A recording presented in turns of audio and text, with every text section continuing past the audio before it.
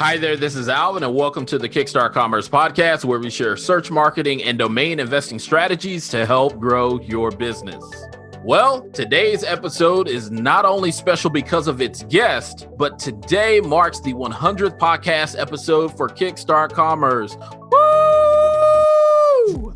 And to celebrate such a milestone, our guest today needs no other introduction simply than Kate Buckley. In today's episode, I did my homework, as you'll soon hear, and pulled out all the stops as Kate and I discuss how developing, advertising, and monetizing geo domains led to the founding of Buckley Media. Kate also shares why her domain name brokerage and branding boutique is renowned for its customized strategic approach to consultative corporate domain services and signature relationship building. We also chat about ladies of the night, dental implant, romance, and yoga pants. Who knew? Who knew? And last but not least, Kate schools us on how to determine a domain's best use case and valuation, while also including her specialty, gerund domains. So without further ado, Kate, welcome, and thank you for making time to join us today. Thank you, Alvin. Thanks for inviting me. I'm thrilled to be talking to you today. Yes, I've waited so long. I've waited so long to have Kate Buckley, the one and only, on the show. So, hey, Kate, to kick things off, let's briefly share with our listeners at a high level a bit about who you are, your personal and professional background. I'm originally from Lexington, Kentucky. Bluegrass. The Bluegrass State. I love that you know that. So yeah, it was a great place to grow up. I, grew up down the street from my grandparents and great grandparents, and grew up in a very entrepreneurial family. So which definitely influenced my later path in business and entrepreneurship, and not being afraid to take risks and having a foundational idea of how business works. So I'm really grateful to have been lucky enough to land in my family. Then I went to the University of Kentucky for my undergrad, got a degree in advertising and PR, and then moved to New York to work for big agencies, Gray and Landor, which at the time was the branding arm of Y&R. Then worked for some other agencies. I was sort of restless, trying to find my place. Like I loved New York, but I didn't love living there. And right, it's tough to, especially when you're a poor, struggling, starting out, young ad exec. It's not awesome. a wildcat in the Big Apple. Oh, you got it. I love all the Kentuckyisms you're dropping. Oh man. So fun. So yeah, and then I worked as director of marketing for an equine marketing agency, and then director of account services for the largest ad agency in the Inland Empire. So all of a sudden now I'm in California. Fell in love with California. I always say I'm like a Kentuckian gone SoCal. Like I'm like I was That's a good one. Right. Yeah. It's like I'm a blend of both. I'm probably at this point way too California for Kentucky, and I'm still way too Kentucky for California. So it's like catch me on whatever day it is, and we'll figure this thing out. That's right. My goodness. Yeah. And I got involved with domains in 98 when David and Michael Castellos recruited me to help them with their amazing premium geo portfolio. Thus began my long love affair with domain names.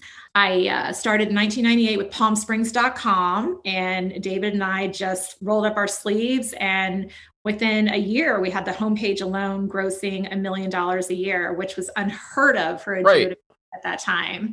It was an amazing experience, just sort of like throw me in the deep end, sink or swim.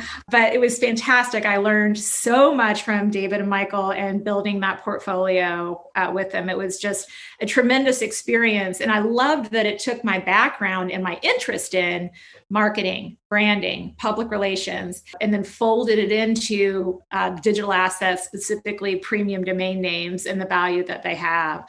It just like light bulbs went off like every day, right? It was just a really seminal time for me. I later went back to school and got an MFA in creative writing. Yeah, I did that in my mid 30s because I've Wait, hold on. You're in your what 30s? I went back and did it in my mid 30s. Kate, how is it? Wait, are you living in the future?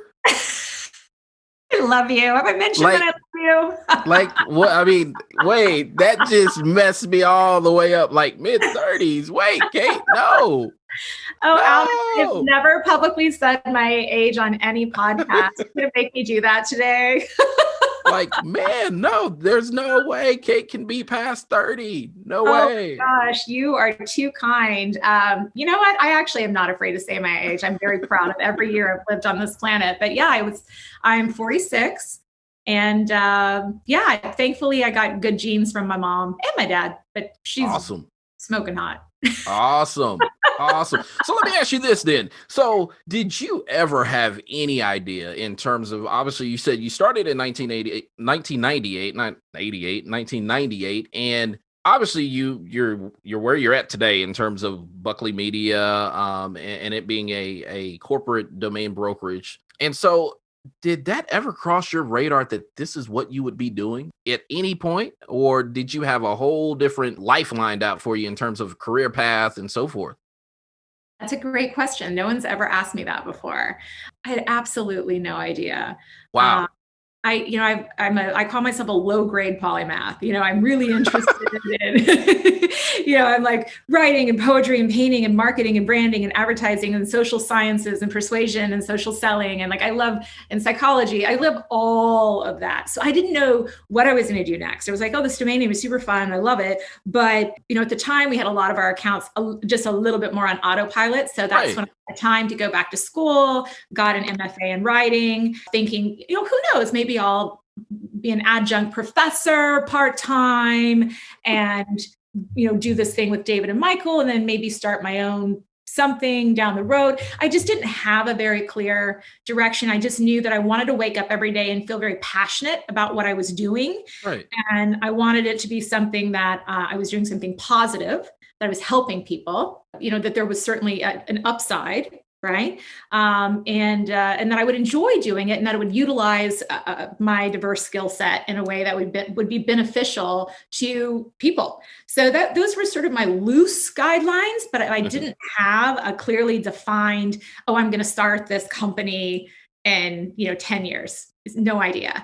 But I don't regret anything I did. Like, for instance, I use creative writing and vision casting and storytelling and business writing every single day at Buckley Media to help my clients, right? Literally every day. So I'm so glad I invested the time to get that MFA. Like, it's just amazing how things come full circle if you sort of stay in flow. Yeah. Exactly. So then, obviously, I mean, you said that, hey, you ran across the Castello brothers. And if anybody doesn't know about the Castello brothers, all I can tell you is just go Google. There are so many different stories out there that are on dnjournal.com and so forth. So definitely go give those guys a look up. Both David and Michael are good guys and definitely help to transform the industry to what we know today. So, Kate, here's the thing. I guess what was the relationship there? I mean, how did y'all cross paths, the Castello brothers and yourself? Oh, someone's been doing homework. What's the story there? Alvin. What? Oh my goodness. This is something else I never answer on podcasts. But I will for you, my friend. Let's spice it up. Yeah. So, I mean, my goodness, you've gotten my age. You're getting all the skeletons out of the closet. You're good. So David and I originally met romantically is the short story. And that part of our relationship was not meant to be long-term, but what was meant to be was our friendship and our business relationship. We were and remain very impressed with one another and learned a lot from one another. He definitely served as a mentor to me and is still a dear friend to this day. So you never know what's going to get you in the right place at the right time. When I was talking with Ed and Rob the other day, our friends in Australia, they mentioned, it's everything's a blend of luck, timing, and talent. And I think that that's absolutely true for me. I mean, I can work hard on the talent piece, right? But the Right. luck and timing, I mean, that's just grace. Yeah. And I'm very grateful that everything sort of worked out the way it did. Certainly. And when I think about just Kate Buckley, your experience and just how you landed, it's quite often different than likely today's domain investor. Because to a certain extent, I look and say, well, really, I don't necessarily know that you really started as a domain investor as much as you did really a domain developer and likely broker somewhere along the way. So I guess that is a question, like, do you invest in domains? Obviously, knowing that you are a domain broker, like, do you consider yourself a domain investor? Another great question, Alvin. So you're right. I did not start as a domain investor. I started as a domain developer and a domain brander and a domain monetizer, right? Ah. That's how I learned how to sell. I learned how to sell on the mean streets of Palm Springs, California. Logging and pitching palmsprings.com up and down Palm Canyon and El Paseo Drive. Wow. So literally you're going door to door, basically doing advertising. Yes. David Wow. and I, back in the day, in 98, 99, when we were really trying to get over the hump, we had the vision, we had the goal. We're like, we're going to have the homepage doing $1 million a year. It's never been done before. We're going to do it. Why $1 million? Like, out of all numbers, I mean, it could have been 5 million, but so at the time, no geodomain was doing over, like, I don't know. I mean, it was a stretch. It was a stretch goal. Right. It was a major stretch goal. So, start with $1 million and then go up from there, right? But so that was our ambitious goal, and I'm happy to say, I'm proud to say, we quickly hit it. But we did that by rolling up our sleeves and literally pounding the pavement. And there is no better way to learn how to sell. Right? And overcome objections. No. And develop tenacity and persistency. Don't take things personally and roll with it and be nimble and agile and quick. Than that kind of sales experience. Wow. That is phenomenal. And so then y'all develop Palm Springs, and then to a certain extent, you either think, I either have lightning in a bottle or I have a proven method. Let's go wash, rinse, repeat. Like, what happened from there? Yeah, it was the latter. Once we had it sort of like on autopilot, I went to David and Michael and said, hey, how about we rinse and repeat and do the same thing with lagunabeach.com? They said, ooh, tell us more. Interesting. I said, well, I think we should buy a property there and have sort of a corporate condo, live workspace, and get super involved with the business community there and learn the town, accurately reflect the town through lagunabeach.com's UX, and roll up our sleeves and get that one going. And they agreed, and they put me in charge of teeing it all up, and we did it, and we did it in grand style. So and then of course their portfolio is, I know is amazing, but Right. I did some work on marinadelrey.com, on Nashville.com, on westpalmbeach.com, but the bulk of my efforts were palmsprings.com and lagunabeach.com. Although I did move to Nashville for a year, which was super fun. Nashville. I'm like, Nashville. man, it seems like, well, and it's not too far from home for you, I guess not. I mean, well, That's right. relative to California in the coast, Yeah, it's not too far. I could drive in time for Sunday supper. So my family was a big fan of me living in Nashville. Yes. Yeah, we I know. got her. I know. And I do love Nashville. And I took my fiance Todd there for the first time 2 summers ago, because obviously last summer, nobody went anywhere. And he absolutely fell in love with it too. So I know that there are many trips to Nashville in our future. It's a great plan. That's awesome.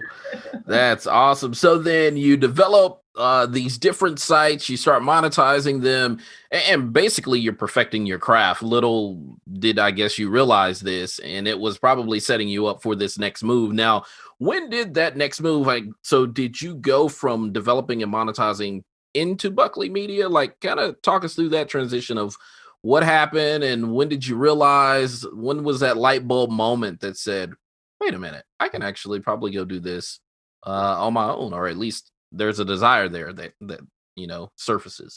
Yeah, great question. So again, it's a combo of luck and timing and talent, right? So in 2013, I had an idea, which was, okay, this has been fun, but I'm restless. I'm ready to do something else. And what is that going to be? I was, talking to some friends in my network about it, and one friend was like, "Oh my gosh, I have a friend who's super into domains, and he's got like crazy good domains, and he builds brands and businesses out of them. He would hire you to run his company in a hot second and compensate you beautifully." And so I was considering opportunities like that just for a change of pace. I was considering, just taking some time off and developing I love real estate. So developing some real estate projects, which I ultimately did develop a triplex in Lexington, Kentucky. Going back to school again, because I'm a glutton for punishment, all these different things. And I eventually netted out on, I don't want to work for anyone except for myself. I've been on commission only since 1998.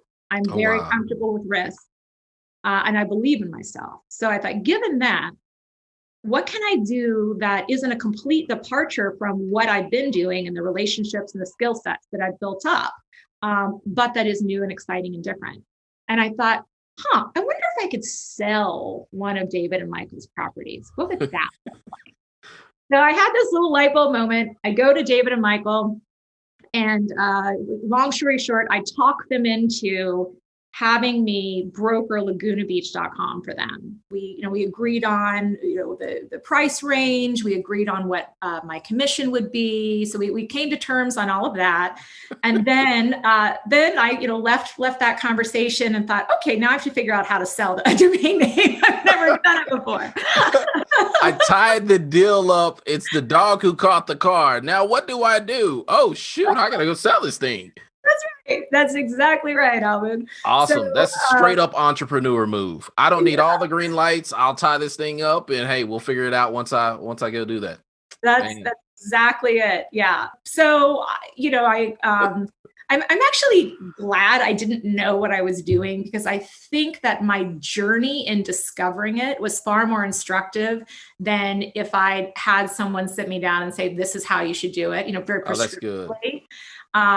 And I didn't know any other, I didn't even know that what I was doing really was a profession. It was so Wild West, blue sky to me at the time. So this was 2013. And I thought, well, I know sales and I know marketing, so let me start there. So I just kind of dove in and read everything I could and just basically educated myself. And a big part of that education was talking to people who knew more than I did, right? My dad always says, I try to surround myself with people far smarter than I am, and, he says, yeah, exactly. I hire people smarter than me, and then I shut up and listen to them. So I basically, took VCs to lunch and private equity people to lunch and media companies, and just asked them a million questions and learned everything I could. In fact, at the time I was dating an investment banker who had been a long-term venture capitalist. And he was like, well, what's your valuation model going to be for these domain names? And I was like, ooh, let's talk about that. What are my options? What are my options? So we went over and he taught me how to construct a custom from the ground up valuation, looking at all the metrics that they would look at when valuing a company. And so today I apply that to domain names. I don't think anyone values domain names like I do, like my appraisals. I've never seen it before. Is it better? Is it worse? I don't know, but it's unique and it works.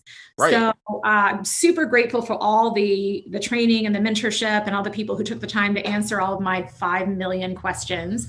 And then I took all of that and I started creating documents. So like supportive sales documents. So I created I had a vision for lagunabeach.com that someone could do pretty easily, I thought, with enough time and money and desire upon acquiring it.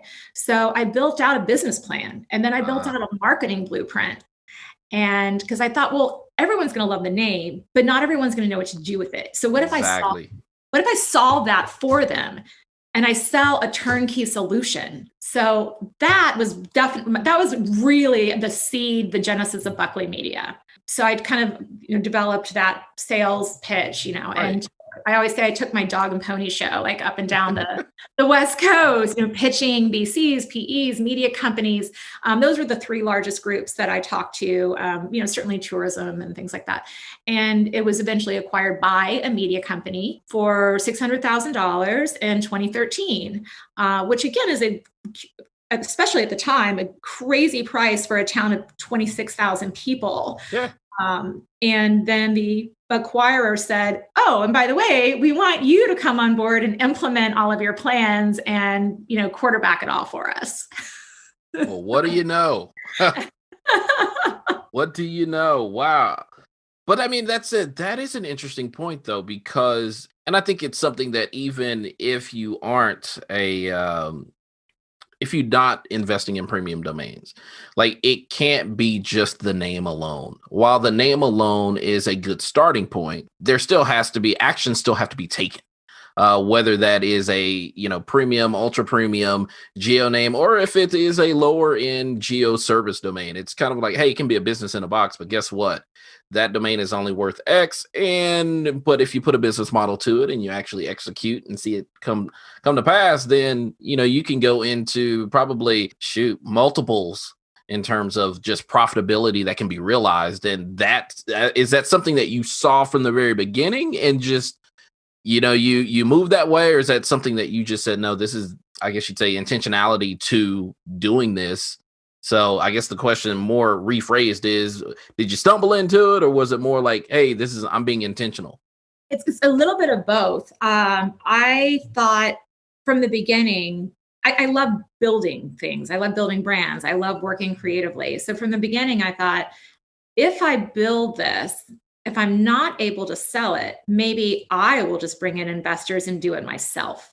Yeah, because you already had the relationships. That's right. So, and then after I saw what a powerful sales tool it was, and I did, by the way, PS, take the acquirer up on his offer. And that's when I formally launched, Buckley Media Group LLC, because I didn't want to be an employee. So I had him hire my company as a consultant, and I came in and basically served as interim CEO and implemented all my plans, did hiring, did training, did sales, did, redid the entire site. Since then it's been flipped. So the current site doesn't reflect my efforts, but it was an amazing experience. I learned so much. And even though I don't, now with every domain I take on, I don't build out a business marketing blueprint. But what it taught me is that in conversations with end users, to go into the story with them, to vision cash with them. Because if you bought this domain, how would it make your life better? How would it make your business more profitable?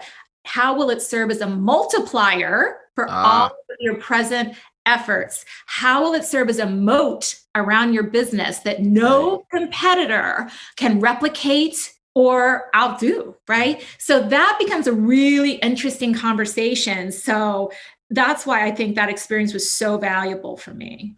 Now that is awesome. The word that I just got stuck on was replicate. I'm like, oh man, if people could replicate Kate, that'd be the thing that they'd want to do for their own domains.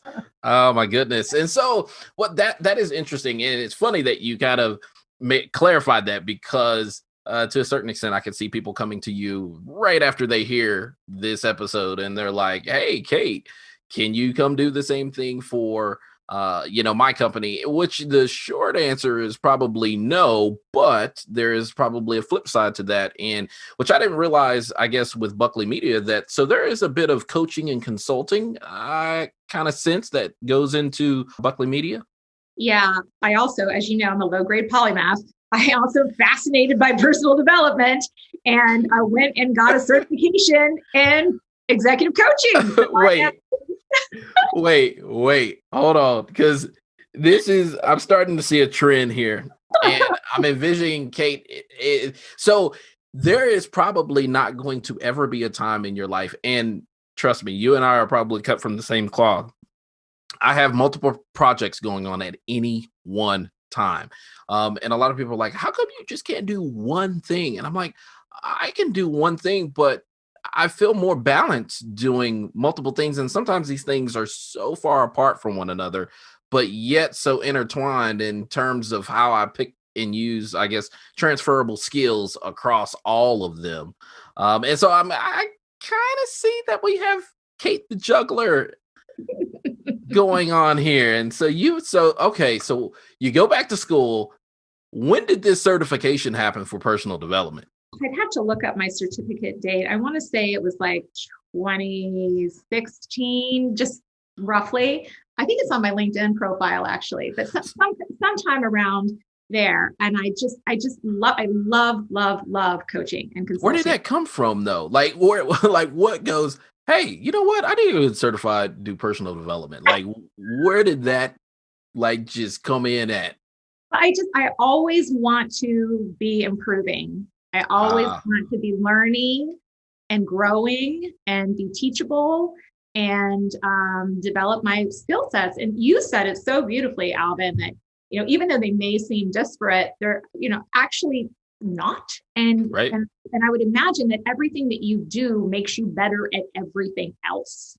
It does. And what's interesting is, as you know, our good friend Tess Diaz, she's come aboard with me on Buckley Media, and the synergies that I have with this strong female leader are insane. The journey of getting to know her both personally and professionally is we just laugh. So she's also an executive coach with a strong interest in personal development, self-help, psychology, social selling, persuasion. We even kind of have the same dog. I have a Cavalier King Charles Spaniel, and she is a Cavachon. So it's half. And but it's so much fun that we both had similar journeys of being interested in so many things. Mm-hmm. I mean, Tessa's BA is in theology. Talk about a broad array of interests. But so she brings that same desire to always be growing, always be learning, and to synthesize all of that and into best in class solutions for our clients. And what's interesting is when she and I are working with a client, we work consultatively. Consultatively. It's a very difficult word to say today. Say it fast 5 times. That's right. But coaching it informs how we interact with our clients. It informs how we interact with our team members. And it absolutely informs how we interact with end users in having those conversations and asking those powerful questions. It's a client of mine is a mediator. And listening to how he talks about mediating is how I view sales and negotiation.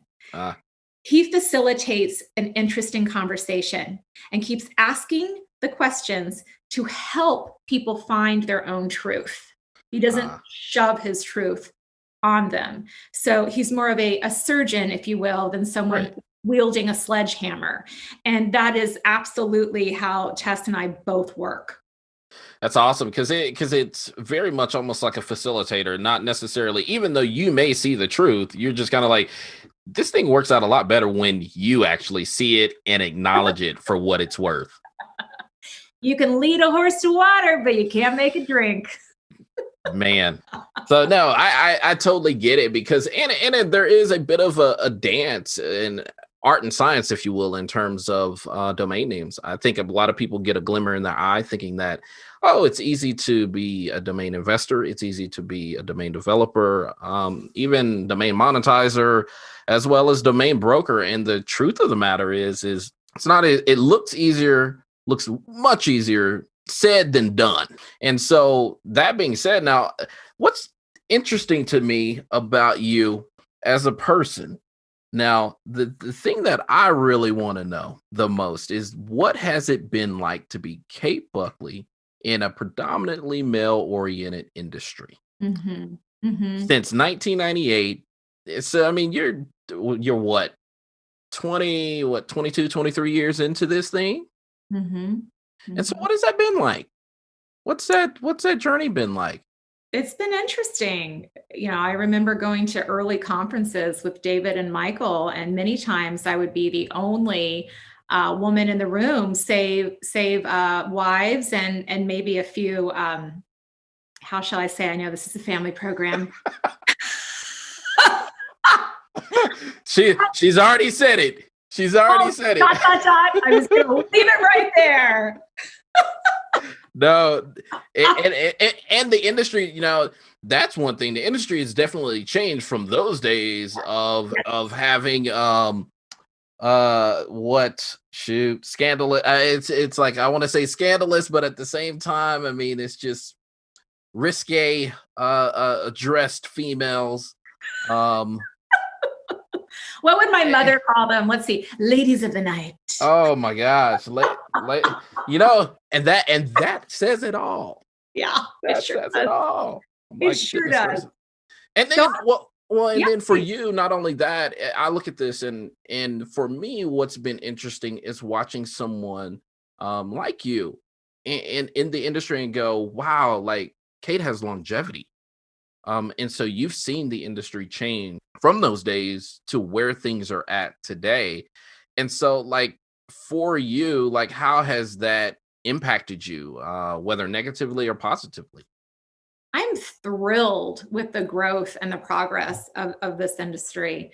Absolutely thrilled. I was actually on a Clubhouse a week or two ago talking with a very diverse group of domainers about this exact same topic. Yeah. And it was so great to hear all of these diverse voices, new voices, maybe even older voices that really hadn't felt safe to join the conversation before this point, which breaks my heart. And I said, I remember I said that night, I said, you know what? It used to be the good old boys club, but now it's everybody's club. Yeah. And they say that those were the good old days, and I'm here to tell you, these are the good old days. We're living in them. We're creating them. And that is tremendously exciting.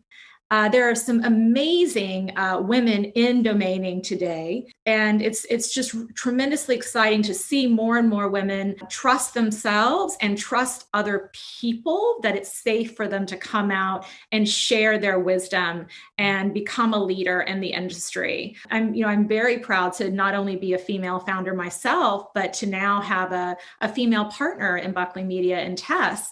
I don't know of any other brokerage where, both principals are female in the industry. And I think that really also speaks to our USP. We utilize a high touch approach while leveraging our extensive experience. We totted up the numbers, Alvin, the other day, 39 years in the industry between us. Oh my goodness. And we leverage that experience in not only, of course, premium domains, but coaching, brand strategy, marketing, development to deliver holistic solutions, right? Best in class digital solutions, growth, transformation. And it's fun. It's really fun. Well, and that's the thing that I think that when folks will hear Buckley Media, if they've not done their homework, the first thing is, you're doing nothing but selling domains. And I was like, nah, long way from it. It's truly an experience that just so happens to include domains. Is kind of what I take from it, of everything that I've read and rummaged through in terms of the interwebs out there. So Kate's saying I'm doing my homework. Mm-hmm. And so that's one of the things that I took away from it. I was like, oh, wow, this really isn't just a domain name brokerage. You're truly selling an experience, a customer experience. That's very well said. Alvin, can I quote you on our website? Sure. Oh my gosh. Says the poet. Says the branding extraordinaire. What's interesting also to me, Kate, is now, are you into art? I am. I'm also a painter. What kind of painter? You're like, not residential house painting. Although, Alvin, I actually got on a ladder and painted the office I'm sitting in right now because I got sick of waiting for the handyman to come back. Yes, you did. You know what? Kate's like, I'm not waiting for anybody to come around like that. Give me a ladder. Give me a brush. I got this thing under control. Yeah. Wow. See, and who knew? Who knew? So painting, so is that yet another lane that so like for me, I look and say I love doing landscaping, gardening. That's my go-to thing. That's my, I guess you'd say, therapeutic time, just to be outdoors. So is that what painting, writing does for you, or is there also other things that we don't know about, Kate? Yeah, I feel like all domain professionals are creative because you have to have so much vision to Right. work in domaining. So it's not surprising to me that you have a creative outlet. Pretty much everyone I know in domaining has some kind of creative outlet, and it could be something really obvious like David Castello is a musician, so is Michael. It could be Right. something less obvious, like you or me.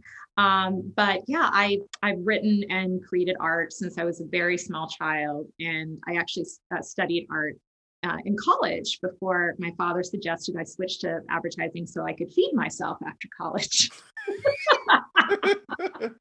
That's a nice painting. Doesn't taste good though. Well, Thanks, Dad. Uh, whoops. but so I ended up minoring in it. But anyway, I've painted ever since, and I do drawings. I know this is an audio podcast, but if we could show your listeners, I would show some of the drawings I have in my office, and then I also do paintings, and I do mixed media, acrylics and collage, but my specialty is what I call abstract landscapes. And if you were to go to katebuckley.com, Of you course. you would find links to my poetry, my creative nonfiction, and my paintings. Who knew? Who You did. You knew? did your homework. Who knew? Wow. And so, hey, so domain investors, if you don't have an outlet, you might not be a domain investor. The end. Period. Go find an outlet. Oh my goodness. So, okay. So in terms of domains, now tell me this. What's one of the domains that you just kind of look and go, man, dang, that one got away from me? That you, if you could have back to redo all over again, like what's that story?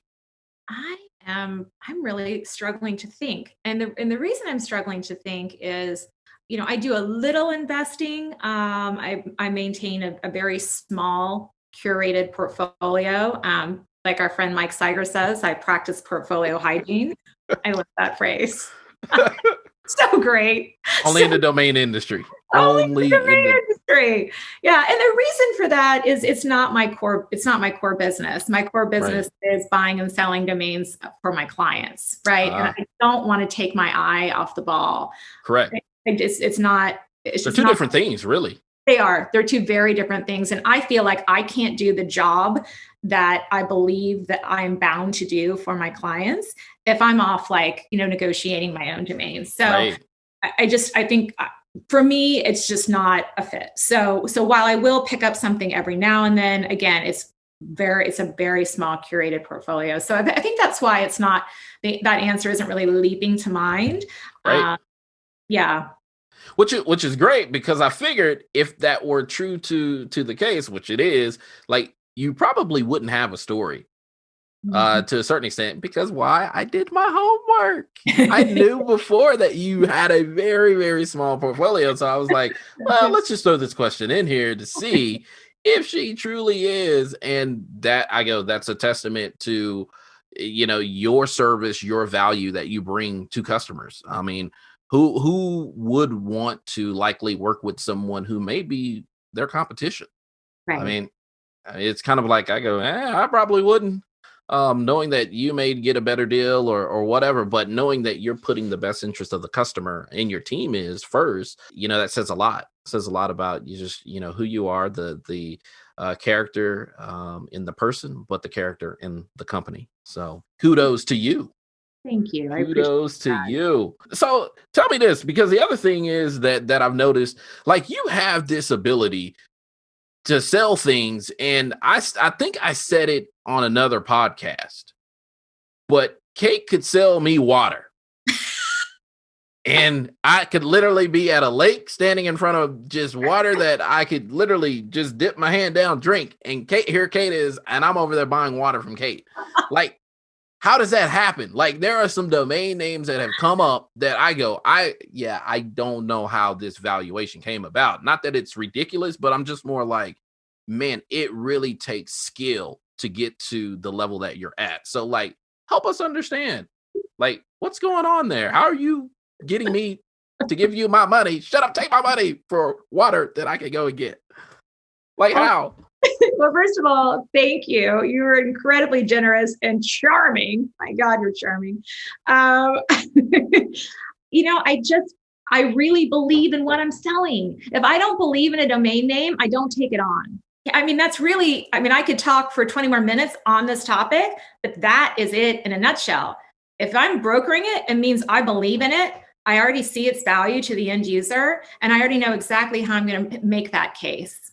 That being said, now how do you discover in terms of use cases for whatever domain? And we're talking like premium, ultra premium domains. Like, how are you actually identifying and saying to yourself, you know what, this given domain based on this use case is this valuation? Or is it that how do you settle in on what the use case is for a given domain? So like, I think about Blue Jeans. Like, would you have come up with bluejeans.com for a conferencing software? Yeah, I love, that's a great example. And, I love the fact that the overarching trend has been toward creating brands out of great domain names. And you can't even call Blue Jeans particularly empty vessel, can you? Right? You're probably wearing them right now. Well, I would stand up. Well, yeah. Never mind. Moving on. Remember, we're all Zoom these days. It's only torso up. Torso up. As long as we don't have to stand up, we'll be okay. Feel any better? I am wearing yoga pants with my pretty sweater. Yes. Oh my goodness. But I love that that's the trend. So for instance, when I took on engage.com, my clients were thinking, oh, well, get engaged. That was their thought. And it makes sense for their core business and how they had used it. So I certainly don't fault them for that. But they trusted me and my team. They trusted our research and our outreach and said, you do with it whatever you think. And so for me, it screamed what every company is looking for, which is better customer engagement. And so with that, I thought SaaS. It's got to be SaaS. Oh. So, and it turns out that is who ended up, it's owned by a huge giant parent company, but the use case for it was a rebrand for a SaaS company. That is all about customer engagement. Right. So I love the names that just have legs. Like another domain name that we recently took on is eclipse.com. And I think that's another example of just a killer empty vessel brand, like eclipse the competition. It could be used in so many, it's just a powerful, moonshot kind of name. So those are the kind I see what you did there. I see what you did there. A moonshot type of a name. Well, that's better than where I was going, because I was about to show my age and be like, man, all I can think of is like a 1996 Eclipse, the actual car. I'm like, yeah. Well, luckily that is now in our rearview mirror. Yeah. Exactly. So it's like 2020, literally and figuratively behind us, and we can see it clearly. Yes. Oh my goodness. So then Eclipse. So walk us through that one. Like, kind of, you saw the name. What instantly went through your mind? Oh my gosh, just that I loved it and I wanted to broker it. So wow. We were approached by the owner. He said, yeah, I'm shopping brokers. I've decided to sell. He's not a traditional domain investor at all. So, this is a really big deal to him. It's he's divesting a really significant asset. And he said, I'm interviewing a bunch of brokerages, and I'd like for you to, essentially he asked us to sort of participate in an RFP, if you will, right? And Which is fine. We liked it enough that we were happy to throw our hat in the ring. Tess and I discussed it, and she absolutely, I loved it, and she got really excited about it. I said, okay, well, let's pitch it together. If we win the business, I feel like you should actually head up the efforts on this one because of the level of passion you had for it. Right. Actually, how I make broker assignments. We have 2 more amazing team members that we're working with that actually are going to be announced in our quarterly newsletter that should come out next week. And in our team meetings, I look at the level of passion, and I'm like, wow, you're really passionate about, because we discuss use cases together. Hey, we just brought this. Think about this. What do you think the use case is? Do you have a particular affinity for this vertical or this, or notable relationships that we work very collaboratively as a team. And when someone has a particular, I see their eyes light up and they just hook into a certain domain, I'm like, okay, let's assign that one to you, and I will work with you every step of the way to get you where you need to go. And we're gonna kill it. So it's really fun to work with the team in that regard and to watch them get so excited and so passionate about it. And it's a very new domain for us. We've just recently started outbound efforts, but the interest has been tremendous, and I really look forward to seeing what happens with it.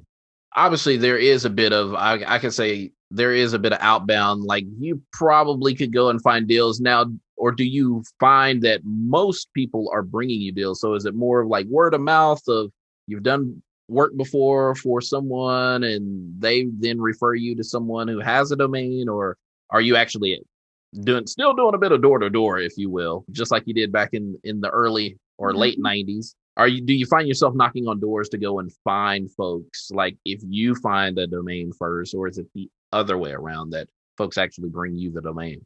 It's the latter. I feel very lucky and very grateful, but since the founding of Buckley Media, I have not had to do any that track record. I'm just really grateful. People come to me and say, hey, will you look at my portfolio, or I have this name, or hey, do you have time for 10 minutes? I just want to hop on the phone with you and talk about what it might look like. And even that, results in us brokering the name, because, I always want to be of service. I want to be of help. So yeah, I've been really lucky. I don't have to prospect. Yeah. In that regard, I have to prospect to sell them big time. Right.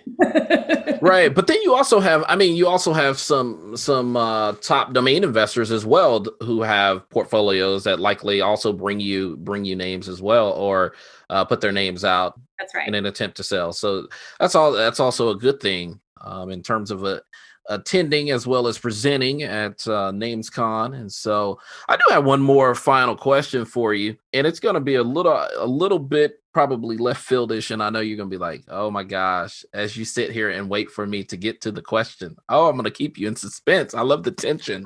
I love it. I know, but the question is this. So gerund domains. School us. I did not see that one coming. I told you. I wound up. I threw the curveball. Gerund domains. Like, come on, Kate, school us. I listened to the episode and I was like, okay, you know what? Kate was here. She is really off the chart now. Like, she just went all out of the monitor. She's out into orbit. I'm like, she knows her stuff. To say the least. So help my listeners understand gerund domains. Why? How do they even have value? Great question. Another one. So this is where I think it comes in handy being a word nerd, right? I just word nerd. I'm a total word nerd. I do the crossword every day. I do the New York Times spelling bee. And I find that's another, in addition to being creative, I find that I don't know if I can say most, but I'm going to say most of the really savvy domain investors that we know, that we meet, that we're lucky enough to have as clients, they're the exact same way. They're just like obsessed with words and shades of meaning and puns, and we'll be like comparing scores on spelling bee. And so I think that's where that comes in handy. A gerund is an ing word, right? So it's the action of doing that thing. So lying, investing, gambling, dating, snoring, sleeping, housing, wrestling, reading, recycling. You get the picture. So if defining. So I couldn't resist that one, Alvin. I mean, no, I had to buy that one. Yeah, so to me, and of course, the conventional wisdom is that ing domains or gerund domains aren't worth as much. Right. And so me, I like to confound expectations and turn things on their heads. And in like every bit of conventional wisdom, there are use cases where that's true, Right. and there's also use cases where, well, let's see what I can sell it for. So the show that you mentioned was the Domain Sherpa episode in which we were discussing my sales of snoring.com and sleeping.com. And I sold them, I was told quite a few times that they were not worth very much at all. But Why? because of the ing, they're like, oh, sleep.com was worth a ton, sleeping not worth so much. So, I heard that a lot, but as a woman in this industry, I get told no a lot. And turns out I don't listen very well. So I decided I was going to see what I could do regardless. So, as you know, from having done your homework, I ended up selling them as a package for over $1 million. Wow. So yeah, I'm a big fan. And by the way, those names that I rattled off, those are names that sold, all of them, for 6 to 7 figures. And put a bit of guardrails on it, because I hear people starting to type on keyboards and everything. I'm like, hey, slow down. Don't just run out, start putting ing on everything, because you really have to look at the word itself. Yeah. And whether or not, I mean, you kind of get down to the base of the word. It's kind of like you said, snoring, which when I think about snore.com, I'm like, that's good. But honestly, I probably hear people saying, oh my gosh, I just had a worse night because he was snoring. Like, I hear more of snoring than I do snore. And that's not to say that snore isn't a good word, but for me, I would have gone snoring.com and that would have been it. But before we get people running out and registering and hand registering and purchasing everything and blaming Kate because they can't sell it. We listened to Alvin and Kate and we ran out here and lost our house. No, you ran out there and did that. We didn't do that. We were just telling you, hey, these are some things that can happen. So that being said, it's so like, when do you know what makes a good word a gerund word or qualified as a gerund word? Obviously, adding ing to it, that's one aspect of it. But then walk us through in terms of trying to make sense of this, and how do we get to certain valuations based on certain words?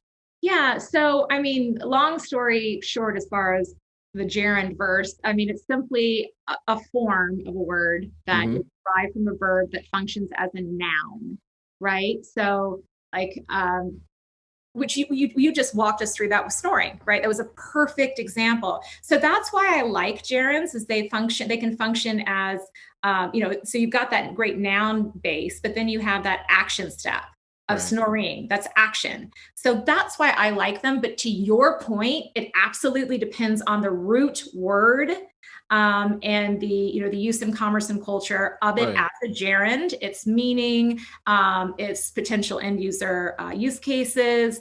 All of that has to be weighed. And when you're looking at gerunds, I get pitched gerunds all the time because of sleeping and snoring and defining that I, politely decline to Right. represent. So it definitely depends on the use case. So I come to Kate and I say, Kate, I know that there is a desk.com, but I have desking.com. So Texas size desking, crickets. desking, I'm like, is that the end of the question? Is there more to the question? What's the ask? Finish with the question mark. Kate, I brought you desking.com, 6 figures. Let's go. You make it happen. I actually, when I think of desking, I think of co-work spaces, right? Of course you do. That's the first thing I think of, the absolute first thing. So pre-COVID, I would have been a lot more excited about it than I am now, for obvious reasons, with remote work being at an all-time high and trends having completely changed across the world, and likely never to go back to exactly how they were pre-COVID. But desking is fun. I like it. I would have to delve into it further and do quite a bit of research before giving you an answer that you could sort of take to the bank, if you will. But that's my high level thoughts on it. Whoever has desking, God bless you. All right, appling. Ew. Exactly. Knew I was gonna get a response out of Kate at some point. Cammering. Ew. Ew. Don't do that. Don't go do that. Don't do that. Please don't go do that. Miking. No. So many issues, especially with that last one, miking. Like, because I think about just, okay, well, how are we spelling Mike? That's right. To even start with. And then just miking. I'm like, yeah, that's something else. Something else. All right. So, Kate, last question then. In terms of folks starting out in the industry who say, I want to become a domain broker, where would you say they should begin, in your opinion? Wow. I think that they should begin with the education piece. And, you can't invest enough in your education.